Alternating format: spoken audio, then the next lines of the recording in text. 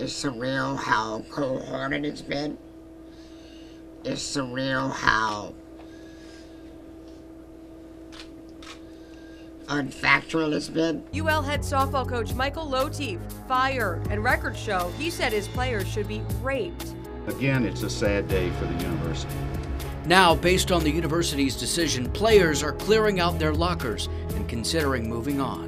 We just thought that this university would be here for us, the administration, that they had our back. Now, from Studio 15 in Lafayette, this is News 15 at 10. Good evening, I'm Danielle Grossman. And I'm Adam Hooper. Thanks for choosing News 15 at 10 tonight. We're focused on family and the community. Team coverage tonight on the firing today of now former UL Ragin' Cajun head softball coach Michael Lotief. We begin with News 15's Phil Boudreau in the studio with a rundown of what happened. Hey, Phil.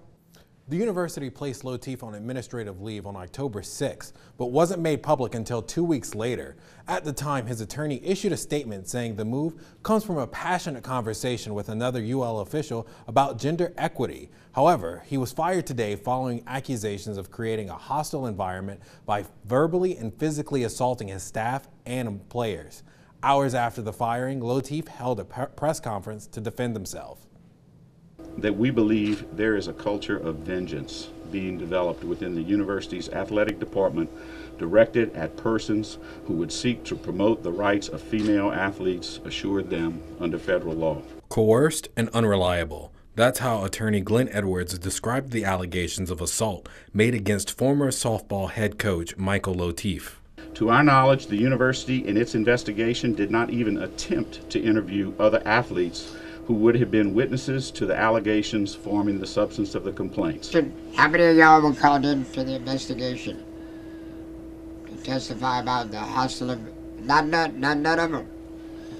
Lotief also added that he is no angel and can have a loose tongue when in a competitive environment. I don't feel like I've ever crossed the line. We sat in questioning for nine hours. I was questioned for 9 hours. And they asked me that over and over. I've never crossed the line. Despite meeting with lawyers for weeks and holding a press conference at his attorney's office, Lotief wouldn't say whether he would sue the university or any of its personnel. That's a crazy question.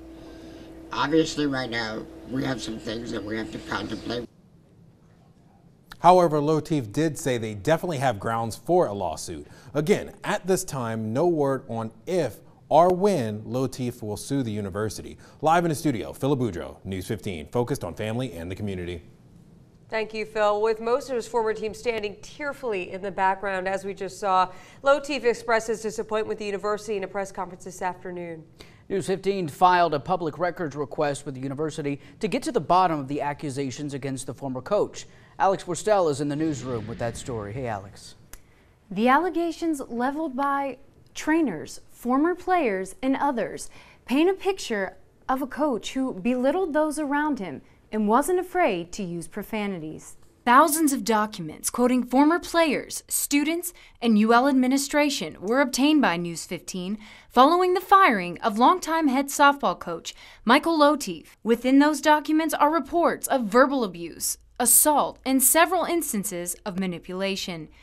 Candace Walls, a member of the UL training staff, recalls an ugly altercation where Lotief got extremely loud and screamed profanities. She claims he proceeded to slam a medicine ball while mocking her to his assistant coach.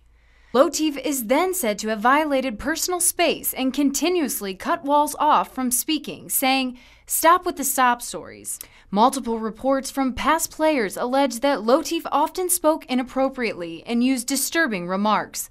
A player claims he made a reference to Mickey Shunick, a slain UL student, saying if the team would have been in the truck, quote, "y'all would have let him rape you." Another player says in a heated argument, he asked, quote, "what are you going to do, kill yourself?" It's important to note that these allegations are just that, allegations. And many of those players who surrounded Michael Lotief at today's press conference say they just don't believe it. Live in the newsroom, Alex Worstel, News 15.